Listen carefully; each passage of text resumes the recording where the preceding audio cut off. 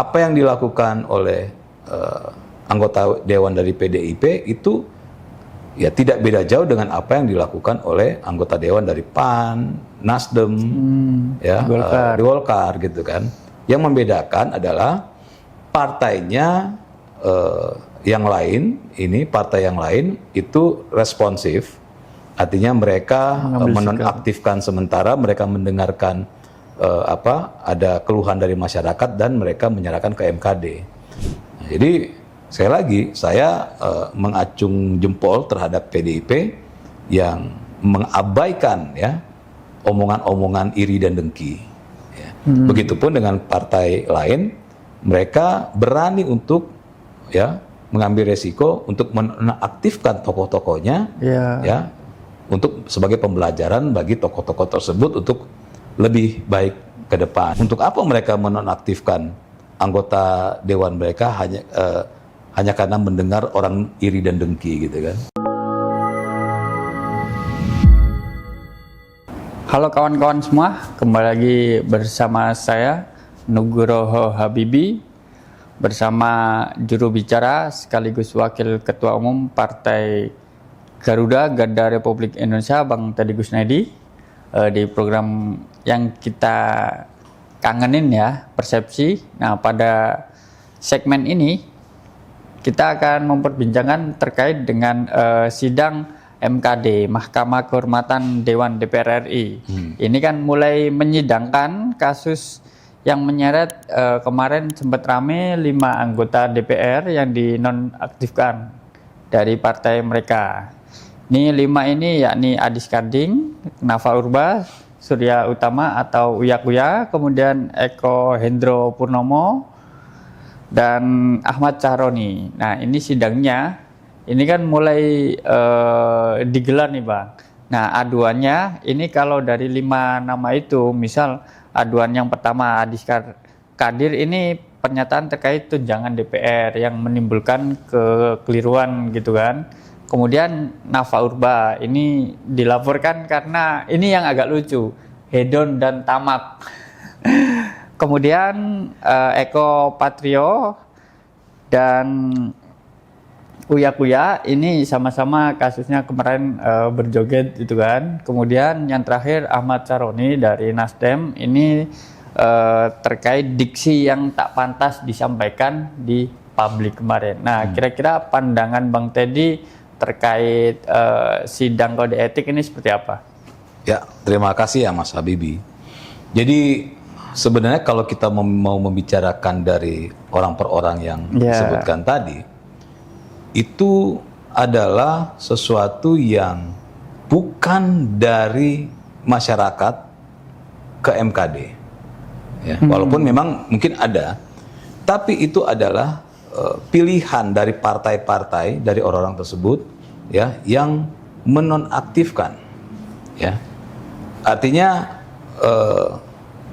partai yang punya gawean atau partai yang punya sikap terhadap anggotanya terkait dengan pernyataan-pernyataan mereka yang akhirnya mendapatkan reaksi dari masyarakat. Ya. Nah, kalau ini 2 hal yang berbeda, maksud saya gini, kalau dilaporkan oleh masyarakat ke MKD, itu artinya mereka saat ini masih anggota dewan. Gitu kan? Menunggu putusan MKD, baru mereka misalnya dinonaktifkan. Itu kalau jalur yang ini, jalur ya, masyarakat aduan tadi ke MKD. Kalau sekarang itu adalah sikap partai atau keputusan partai yang ya menonaktifkan anggotanya, lalu ketika nonaktifkan anggotanya itu tinggal menunggu dari MKD. Kalau seandainya MKD mengatakan, oh ternyata ini bukan sesuatu yang yang melanggar kode etik atau sesuatu yang masih bisa dimaafkan sehingga mereka Diaktifkan kembali. diperintahkan untuk diaktifkan kembali gitu kan. Oh. Nah, itu bisa terjadi ya. Jadi itu ya saya bilang dua hal yang berbeda. Nah, artinya partai-partai ini mengambil sikap terlebih dahulu dan menyerahkan ke MKD. Oke. Ya, MKD yang memutuskan. Dan kita sudah lihat kan ada contoh dari Gerindra, Mbak Sarah, Mbak Rahayu Saraswati ya. Mbak Rahayu Saraswati, itu beliau mengambil inisiatif ya untuk nonaktif dari anggota dewan, walaupun dia bilang kasih saya waktu untuk menyelesaikan ya beberapa bulan. Nah, itu kan nggak bisa karena sebagai anggota dewan dia terikat gitu kan, artinya tidak bisa langsung diaminkan ya. Dan lagi-lagi saya bilang di MKD partainya ya Gerindra melihat bahwa ini sebenarnya nggak ada masalah. Ya, pernyataan ini sebenarnya nggak ada masalah, dan hal itu ternyata diaminkan oleh MKD sehingga putusannya adalah Mbak Sarah tetap jadi anggota dewan. Ya.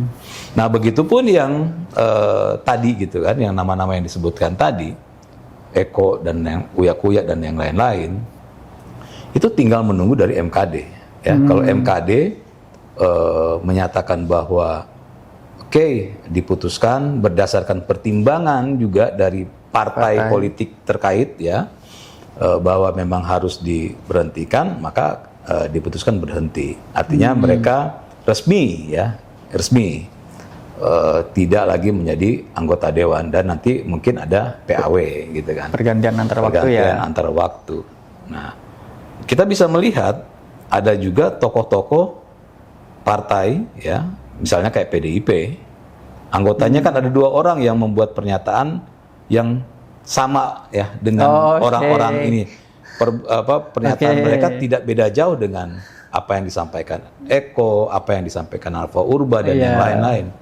Tapi kenapa mereka tidak diproses di MKD? Nah, itu pertanyaan. Kenapa mereka tidak diproses di MKD? Ya karena partainya tidak menyikapi untuk menonaktifkan. Ya. Siapa namanya tuh kalau nggak salah si Dedi ya, dengan siapa lah gitu. Nah, jadi masyarakat harus tahu nih ya bahwa apa yang dilakukan oleh anggota dewan dari PDIP itu ya tidak beda jauh dengan apa yang dilakukan oleh anggota dewan dari PAN, Nasdem, ya, Golkar gitu kan.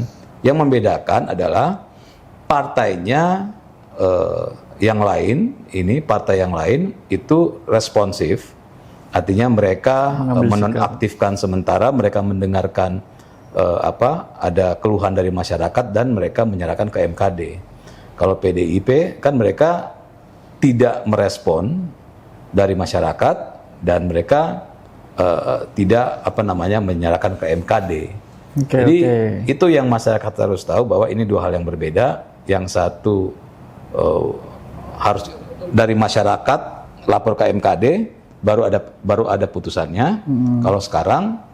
Kalau yang kedua adalah partai politik merespon dari masyarakat dan menyerahkan ke MKD.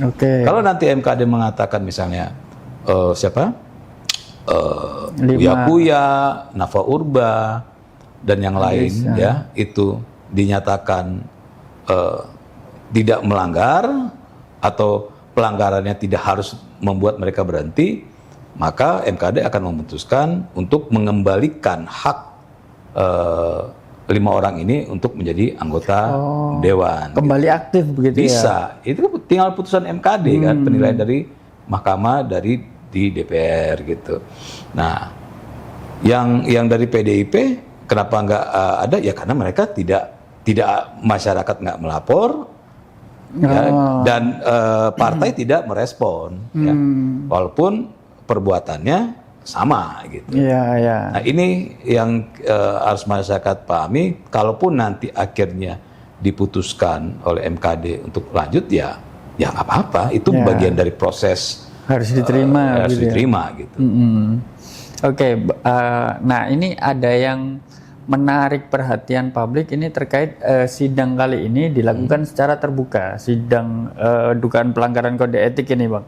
Nah, kira-kira menurut Bang Teddy ini sebagai bentuk apa kok bisa sampai dilakukan sidang secara terbuka? Kan jarang-jarang nih masyarakat tahu. Ya, gini, ini mau menunjukkan kepada publik ya. Ini artinya kan DPR-nya merespon kan. Merespon dan partainya pun mengamini untuk ya udah buka-buka aja agar supaya masyarakat bisa mengetahui bagaimana sih proses di MKD ya, sehingga kalaupun nanti diputuskan bahwa ini harus dicopot ya secara resmi, masyarakat tahu bagaimana mekanismenya, bagaimana perjalanannya. Begitupun kalau sampai MKD mengatakan ini dilanjutkan, haknya mereka dikembalikan, masyarakat bisa menonton dan mengetahui ya. Ya, lebih transparan nih. Dengan transparansi ini ya tentu tidak akan ada efeknya. Efeknya ya akan menjadi diskusi kan, akan menjadi perdebatan. Tapi ya udahlah, itu sudah pilihan dari partainya dan pilihan dari DPR untuk membuka hal ini, nggak ada masalah. Itu sesuatu yang tidak perlu permasalahkan. Saya secara pribadi dulu kan pernah dipanggil di MKD gitu, ya. Saya melaporkan salah satu anggota partai gitu kan, dan anggota dewan gitu kan, dan pilihannya mau tertutup terbuka tuh ditanyain kok, saya terserah aja. Ditanyain ke Pak pengadu ini ya? Terserah aja saya bilang. Tapi kan saya punya hak untuk menyampaikan ke publik apa yang terjadi di dalam dan tidak ada masalah. Ya seterbuka itulah MKD-nya juga. Oh, jadi sebenarnya itu bisa dibuka apapun sidangnya? Nggak ada masalah. Oke, nah kita geser dari hasil sejumlah saksi dan ahli itu kan sudah dipanggil. Misalnya ahli dalam sidang yang digelar MKD ini itu menyebut yang terkait rumah atau penjaraan rumah DPR itu ditargetkan atau direncanakan. Nah ini kira-kira menurut Bang Teddy seperti apa? Ya, ini kan sudah dua hal yang berbeda ya. Iya. Ya, artinya kita sudah lepas dari urusan DPR, sudah lepas dari urusan MKD. Ini adalah sebuah kejahatan. Dan sebuah kejahatan itu bukan kejahatan yang sembunyi-sembunyi ya. Ingatlah, yang dilakukan oleh orang-orang yang masuk ke rumahnya Pak Eko, Pak Uya Kuya ya, itu adalah sebuah tindak pidana. Dan setiap orang melihatnya terang-terangan ini kan, dan bukti-bukti videonya banyak. Jadi yang harusnya ditunggu itu adalah bagaimana memproses ya, ya saya bisa dibilang maling-maling tersebut ya, agar supaya bisa diproses secara hukum, jangan dibiarkan ya. Jadi gini, misalnya Pak Eko dan Pak Uya Kuya sudah memaafkan, misalnya ya mereka sudah jelas kan, mereka sudah merelakan, tapi kejahatan itu nggak bisa, ya nggak bisa dibiarkan gitu, tetap harus diproses, karena sudah terjadi dan secara terang benderang. Sebenarnya pihak kepolisian tidak perlu juga takut, bukan takut ya, koreksi, tidak perlu khawatir bahwa dengan mereka memproses ya orang-orang yang melakukan perbuatan maling di rumah Uya Kuya dan Eko ya, itu jangan takut, jangan khawatir akan ada yang bela. Nggak ada orang mau membela perbuatan seperti itu gitu kan, terlepas dari ketidaksukaan mereka terhadap dua tokoh ini gitu kan.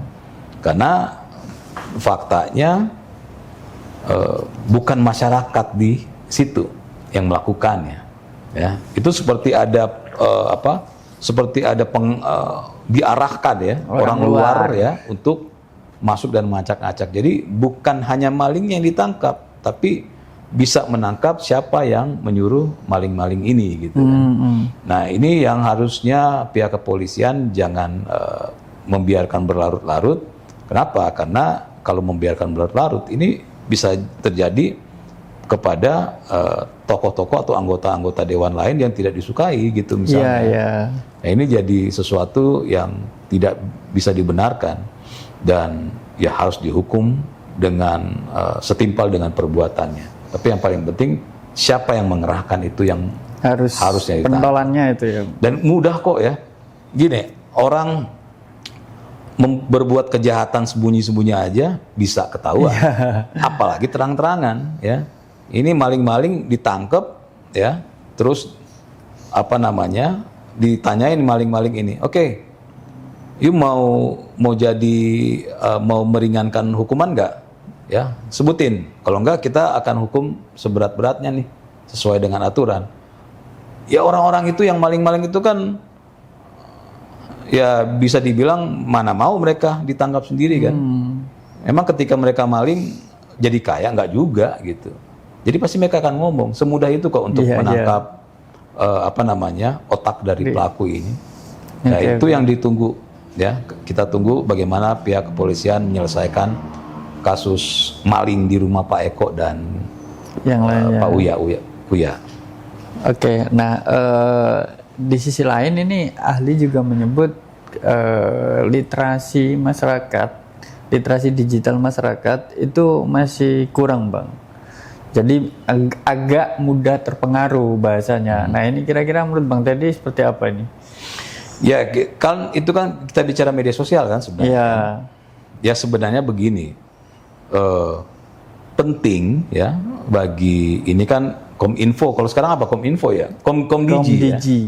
Komdigi itu bekerja ya sebenarnya sudah lama kita apa namanya mengusulkan bahwa setiap akun di media sosial itu harus terverifikasi dengan KTP dan dengan nomor handphone. Oke. Ya. Dan itu kalau tidak menggunakan itu otomatis akunnya itu misalnya di ban gitu. Dan ini bisa ya, pemerintah itu bisa kok bekerja sama dengan media sosial. Bagi media sosial tuh nggak ada pengaruhnya. Tuh kayak X ya, si siapa namanya yang punya X ini, si Elon Musk. Itu dia pun mengkritik ya. Elon Musk itu mengkritik bahwa ini banyak akun-akun yang anonim ya, yang bahkan dia sempat membuat program untuk membersih-bersihkan ya, termasuk di media sosial yang lain ya, Instagram, itu Facebook. ada pembersihan gitu. Nah sebenarnya kalau Komdigi ya agak pinter ya, mereka harusnya mulai menangkap hal itu gitu kan, membuat kebijakan yang tentu akan disetujui oleh apa namanya para aplikator itu. Mudah kok sebenarnya kan tinggal update ya, otomatis gitu kan keluar di setiap media sosial kan, media sosial akun ini diminta untuk mengisi KTP real ya dengan foto live gitu. Ini kan sama kayak saya waktu itu bikin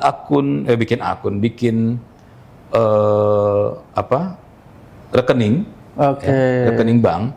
Itu saya nggak pergi ke bank loh, ya.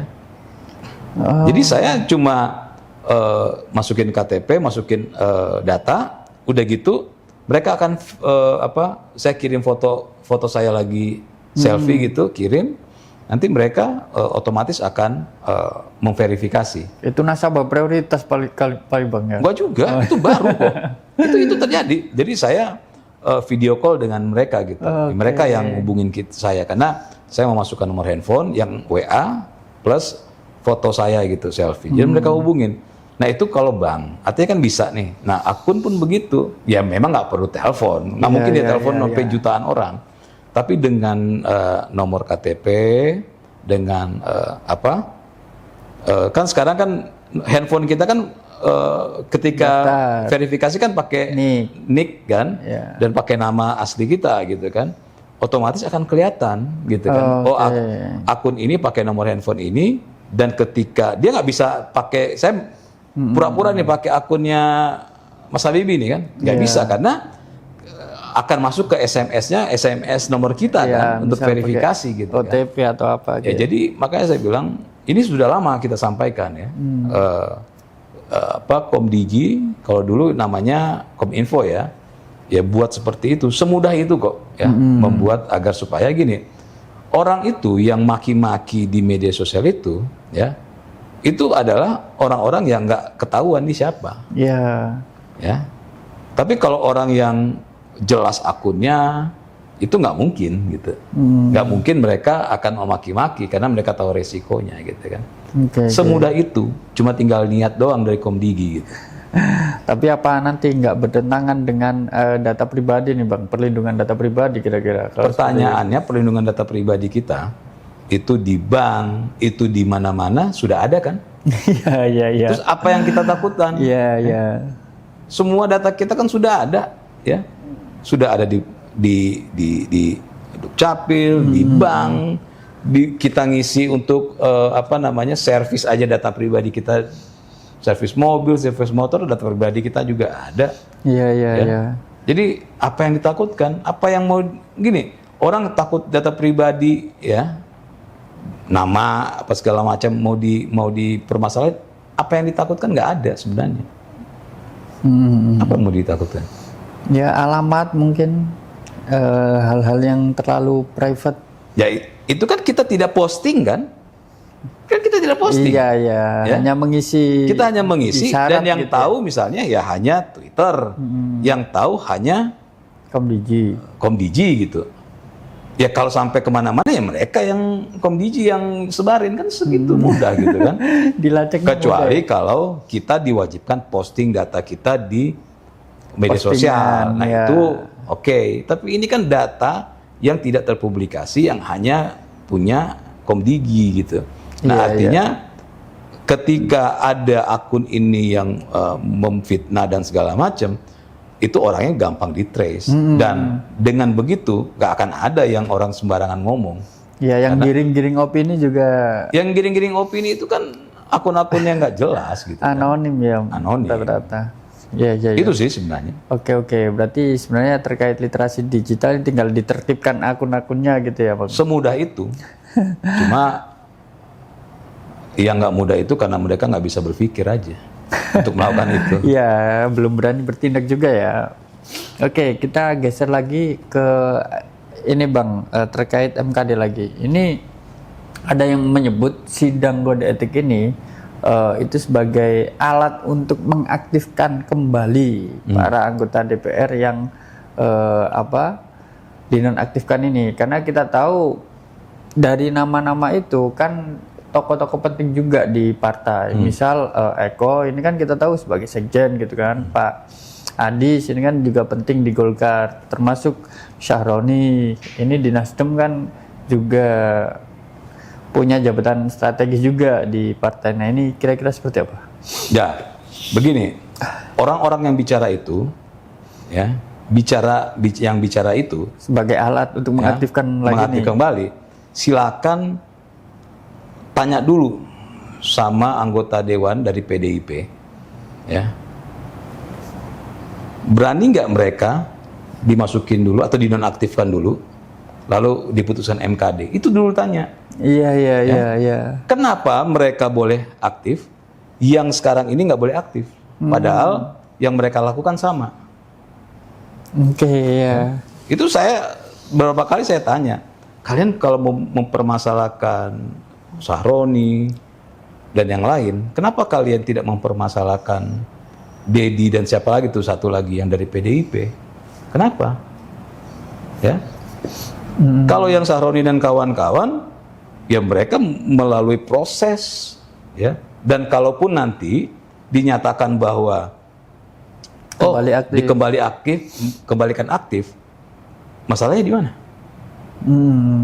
Nggak ada, karena tidak ada, ya. Begini, ini penting, tidak ada, ya, apa yang mereka lakukan ini, perbuatan mereka ini, tidak ada yang melanggar hukum. Dari segi undang-undangnya. Ya, tidak ada yang melanggar hukum. Ya, kan cuma bilang etik kan, ini kan kode etik kan. Iya. Nah, kode etik itu interpretasinya bisa bermacam-macam. Setiap orang bisa beda-beda. Kita bisa ngelihat hari ini banyak yang membela Pak Sahroni, banyak yang tidak juga, gitu kan? Iya, iya. Siapa yang bisa memutuskan? Ya MKD. Kalau MKD menganggap ini, wah ini nggak harus Nggak tepat nih. nggak tepat kalau harus diberhentikan ya, karena tidak sesuatu ya, bukan sesuatu yang sangat apalah gitu ya, apalagi tadi Pak Urbah dibilang hanya gara-gara apa? Hedon dan tamak. Hedon dan tamak itu apa gitu ukurannya gitu kan? Kan hedon itu kan kita gini loh, orang nganggap hedon itu dari segi apa? Iya, iya, Ya. benar. Ada orang naik motor, misalnya naik motor moge lah ya, Ya, moge. ya, Harley gitu kan. Pasti hedon. Bagi dia itu bukan hedon, dari dulu dia begitu. Oke. Tapi ada orang yang memang kerjanya iri dan dengki, nganggap itu hedon. Masa kita harus melegalkan orang iri dan dengki gitu? Ya. Kan kita melegalkan iri dan dengki sehingga kita menjatuhkan vonis kepada orang yang, lah gue nggak ada urusan dengan hedon nih, gitu kan? Gue nggak punya niat. Jadi ini abu-abu lah. Saya bilang, ya. Mereka tidak melanggar hukum, ya. Makanya kalau mereka akhirnya diaktifkan kembali nggak ada masalah. Itu yang saya bilang tadi. Iya. Wong ada juga 2 anggota dewan yang melakukan hal yang sama Tidak masuk di. dan tidak masuk ke MKD, Iya, iya, iya. gitu kan. Oke. Jadi kalaupun nanti 5 orang ini akhirnya diaktifkan kembali, ya nggak ada masalah. Mereka nggak nyolong Dan sudah melalui proses dan mereka sudah mekanisme. melalui proses dan mekanisme gitu. Jadi Iya, nggak ada iya. masalah. Oke, Saya oke. malah berharap mereka diaktifkan kembali kok. Karena apa? Ini jadi kalau mereka sampai misalnya dicopot, itu akan jadi presiden juga bahwa Oke, kalau ada orang yang iri dan dengki ngelaporin, akhirnya langsung bisa dicopot ditindak. gitu kan. Iya. Masa kita melegalkan orang iri dan dengki? Seenggaknya biar kalau misal pun diaktifkan, seenggaknya biar tahu sikap yang berubah begitu kan. Ya. Pastinya kan berubah begitu kan, Bang. Ya. Yang pasti mereka berubah lah, artinya mereka lebih berhati-hati kan. Itu sudah sebuah hukuman loh sebenarnya. Iya, iya. Gitu. Apalagi dijarah lagi kan. Itu Iya, yang- apalagi mereka sampai dijarah gitu kan. Oke, terakhir nih Bang, tadi kan sempat nyinggung partai yang tidak mengambil sikap ya. Kira-kira bagaimana peran partai politik ini ya untuk mendisiplinkan kadernya agar tidak sampai ke mekanisme MKD? Enggak, Terakhir sebenarnya enggak ada.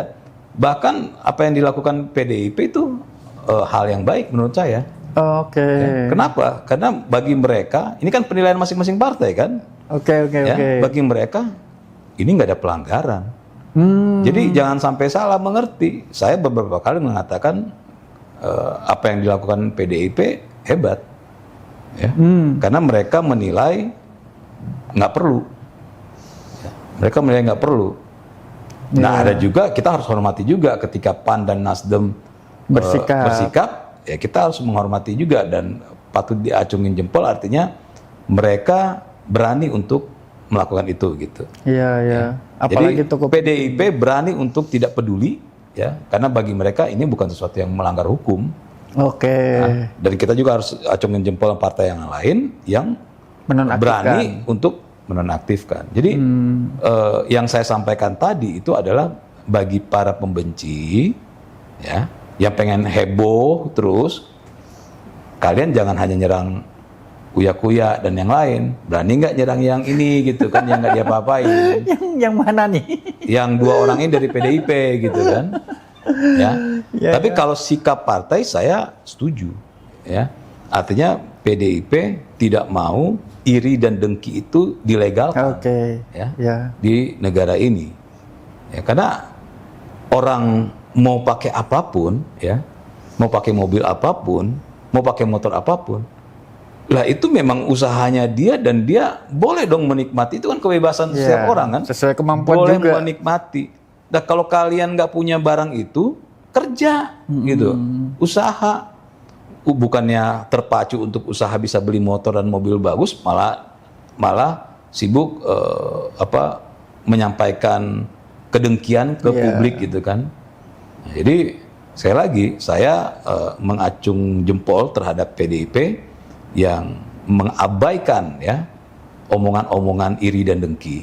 Ya. Begitupun dengan partai lain, mereka berani untuk ya mengambil resiko untuk menonaktifkan tokoh-tokohnya, ya, untuk sebagai pembelajaran bagi tokoh-tokoh tersebut untuk lebih baik ke depan gitu kan. Jadi kembali kita melihat ya, paling intinya adalah yang dilakukan oleh anggota dewan baik dari PAN, Nasdem maupun PDIP itu bukan pelanggaran hukum. Ya, jadi saya lebih setuju terhadap PDIP sebenarnya. Mereka mengabaikan hal-hal receh itu gitu. Sampai untuk apa mereka menonaktifkan anggota dewan mereka hanya karena mendengar orang iri dan dengki gitu kan. Itu sih. Oke, mungkin itu pembahasan kita terkait dengan MKD. Terus ikuti perbincangan menarik kita di program Persepsi. Salam.